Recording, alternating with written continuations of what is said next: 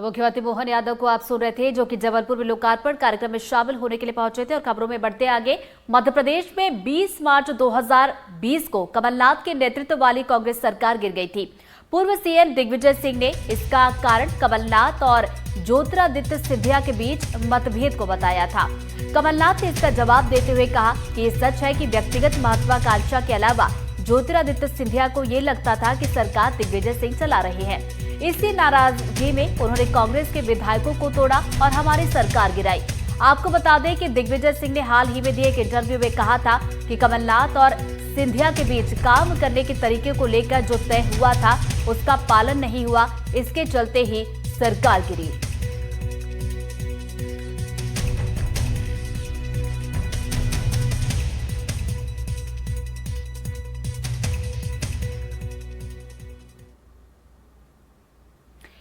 भोपाल से खबर, कमलनाथ के खुलासे पर विश्वास सारंग का बयान आया। कमलनाथ को सामने आकर सच का सच और झूठ का झूठ करना चाहिए। उन्होंने कहा क्या वाकई पर्दे के पीछे वही सरकार चला रहे थे। तत्कालीन वन मंत्री ने भी इस पर आपत्ति दर्ज कराई थी। गुटों में बटी हुई कांग्रेस में कुछ अच्छा नहीं चल रहा। केंद्रीय मंत्री सिंधिया की कोई महत्वाकांक्षा नहीं है। उन्होंने कहा कांग्रेस ने वादा खिलाफी की थी, जिसका नतीजा उन्होंने भुगता।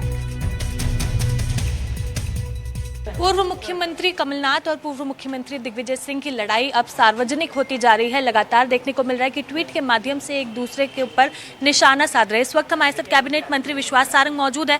उनसे जानते हैं कि आखिरकार 2019 में जो हुआ था, क्या वो गुटबाजी का ही नतीजा था? सर, लगातार देख रहे हैं अब ट्वीट करके इस तरह से एक दूसरे पर वार पलटवार कर। कमलनाथ जी ने जो ट्वीट किया उसके बाद तो प्रश्न यह है कि उनको सामने आके बताना चाहिए, क्या पर्दे के पीछे वही सरकार चला रहे थे जिनका नाम कमलनाथ जी ने लिया? और उस समय तो जब आज के नेता प्रतिपक्ष जी जब उस समय वन मंत्री थे तो उन्होंने इस बात को लेकर आपत्ति भी दर्ज की थी। तो मुझे लगता है कि आज सार्वजनिक यदि एक्स पर ये पोस्ट की है तो उनको इसको सार्वजनिक करना चाहिए।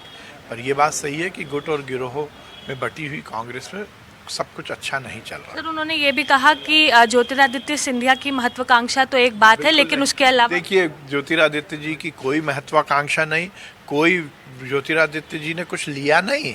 उनके साथ जो विधायक और मंत्री आए उन्होंने अपनी विधायकी और मंत्री पद छोड़ा था।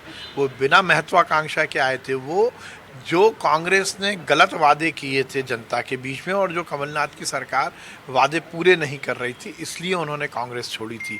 उन्होंने देश के हित और प्रदेश के हित के लिए कांग्रेस छोड़ी थी।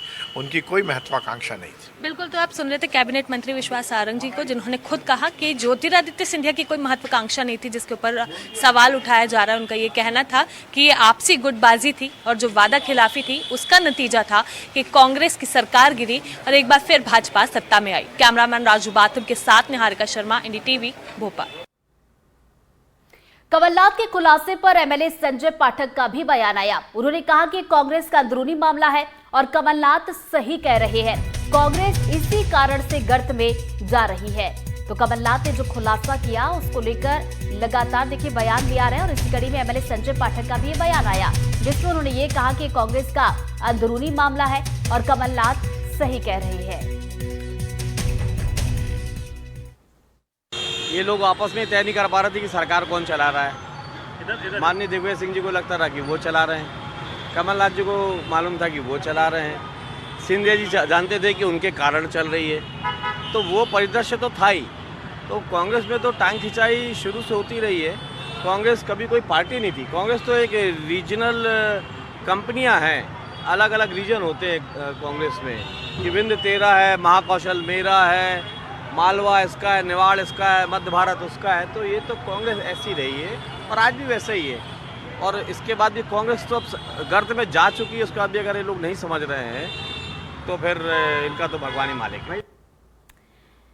देखिए, कमलनाथ ने जो खुलासा किया उसको लेकर लगातार देखिए बयान भी यहाँ पर सामने निकल कर आ रहा है। विश्वास सारंग को हमने सुना, उन्होंने कहा कि सिंधिया की कोई महत्वाकांक्षा नहीं है। तो एमएलए संजय पाठक का भी बयान हमने आपको सुनवाया। और चलिए इसी पर ज्यादा जानकारी के साथ एग्जीक्यूटिव एडिटर अनुराग द्वारी जी हमारे साथ जुड़ गए, सीधा हम रुख करेंगे। अनुराग जी, देखिए लगातार जो है खुलासे के बाद बयान सामने निकल कर आ रहे हैं। इन अलग अलग बयानों के आखिर क्या मायने निकाले जाए? कौन सच कह रहा है और कौन झूठ?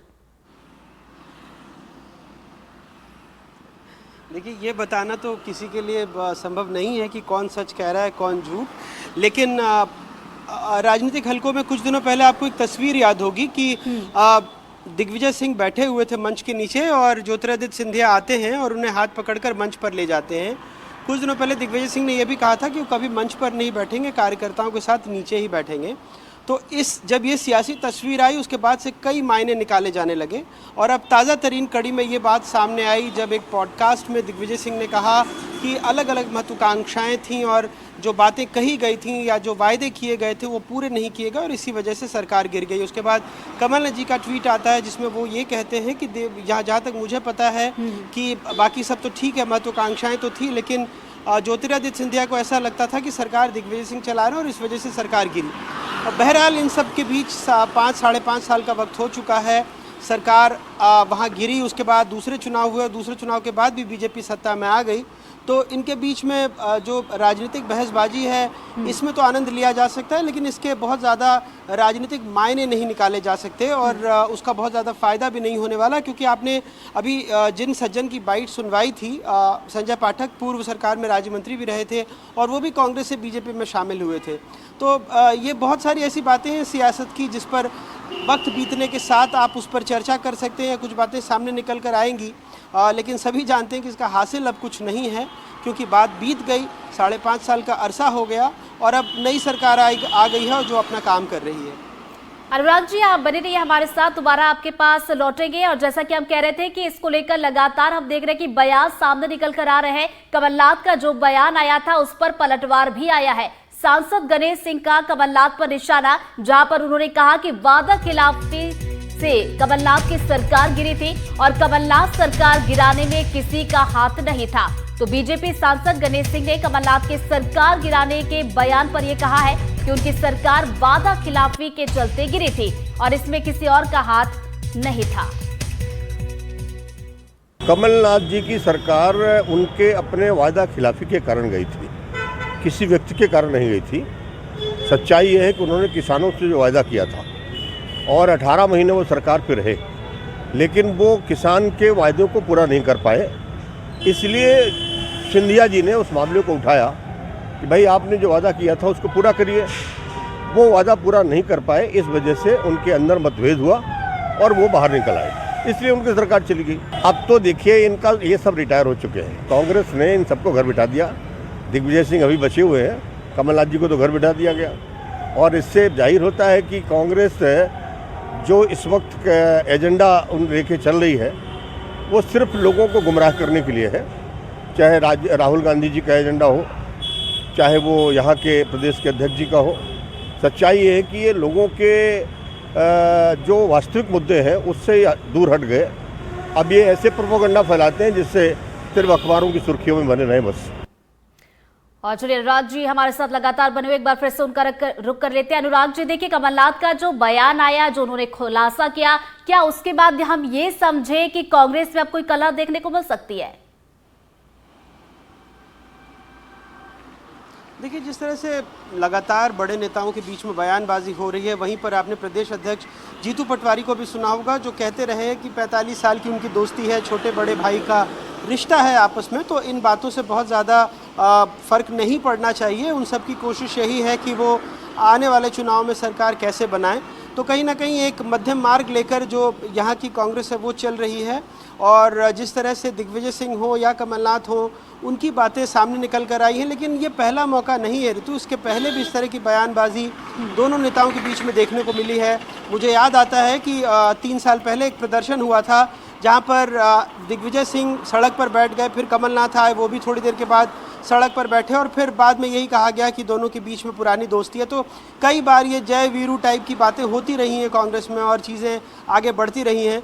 तो वर्तमान परिदृश्य में जैसा मैंने कहा कि 5.5 साल हो गए इस बात को जब उनकी सरकार गिरी और नई सरकार बन गई। तब भी देखिए जो चुनाव हुआ था 2018 में, कांग्रेस को पूर्ण बहुमत तो था नहीं।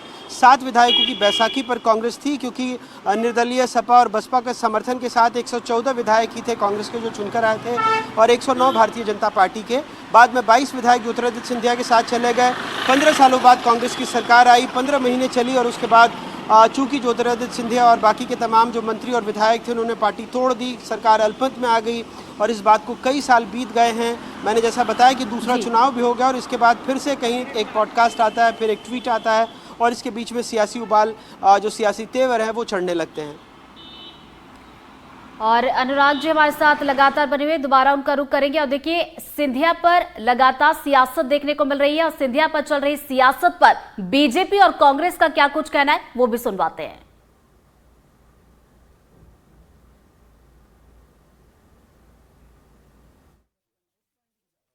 कुल झगड़ा जयवर्धन सिंह वर्सेस नकुल नाथ का है। बीच में जितेंद्र पटवारी, उमंग सिंगार भी आ गए, तो पुराना झगड़ा कमलनाथ दिग्विजय सिंह जी का एक बार फिर सामने। हम सब ने देखा कि कपड़े फाड़ने की बात आई तो दोनों दूसरे कपड़े फटवाना चाहते थे, और अभी कमलनाथ की सरकार गिराने पर जिस प्रकार का विलाप दोनों के बीच समझ में आता है कि दिग्विजय सिंह और कमलनाथ के बीच ना पहले कुछ ठीक था ना अब ठीक है, ये कांग्रेस की गुटबाजी का एक और जीवंत प्रमाण है। सरकार गिरी कमलनाथ जी के अहंकार, कमलनाथ जी की वादा खिलाफी, गरीबियों के साथ अन्याय और कार्यकर्ताओं के अपमान के कारण, और अब ये दोनों बुजुर्ग नेता मिलकर एक दूसरे पर आरोप लगा रहे हैं। और यही कांग्रेस की वास्तविकता है कि अपने गिरेबान में नहीं झांकते, दूसरे पर आरोप लगाते हैं। कमलनाथ जी द्वारा जो ट्वीट किया गया उसमें स्पष्ट रूप से लिखा गया है कि ज्योतिरादित्य सिंधिया की अति महत्वाकांक्षा की वजह से सरकार गिरी। चूंकि सिंधिया जी अति महत्वाकांक्षी थे, लाभ का पद चाहते थे, सत्ता सुख चाहते थे, इसलिए सरकार गिरी। उसके बाद जब भी कोई व्यक्ति सरकार गिराता तो दोष स्वयं पर नहीं देता, वो अन्य नेताओं पर दोष देता। इस तरह उन्होंने पार्टी के अन्य नेताओं पर दोष दिया कि सरकार वो चला रहा है, या तरह तरह की बातें करी। ये हकीकत ये है जो सरकार गिरी, इसमें ट्वीट से स्पष्ट दिखाई दे रहा है ज्योतिरादित्य सिंधिया जी की अति महत्वाकांक्षा, लाभ पाने की इच्छा, सौदेबाजी और सत्ता सुख पाने की वजह से ही सरकार गिरी गई।